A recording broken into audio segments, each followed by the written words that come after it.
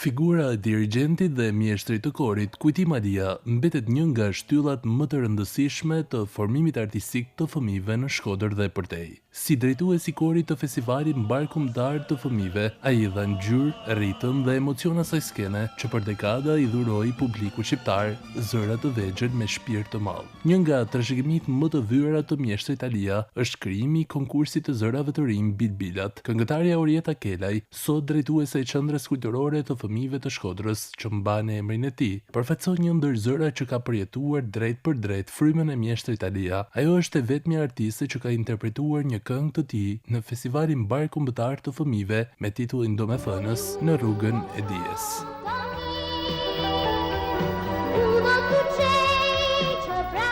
Besimi një këngë të tillë sigurisht isha në vitin e kalimit nga shkollat e vjeçare për në shkollë të mesme dhe emocioni që ka dhuru ajo këngë në ato vite metet dhe ka lënë gjurmë besoj edhe sot. Profesor Kujtimi mendoj që ka themelet më të rëndësishme në formimin tëm si ketlin në skenë, po njëkohësisht edhe si ketlin nga ana karakteriale. Unë edhe posturën që sot maj në skenë e maj pikrisht ashtu siç ai më ka mësuar. Kujti Malia nuk është më fizikisht mesnesh, por fryma e tij jeton në çdo koncert, në çdo zë të ri që kumbohen me emocion në skenë dhe në çdo hap që arti për fëmijë hell në Shkodrën që do ta kujtoj për herë me nderim dhe respekt.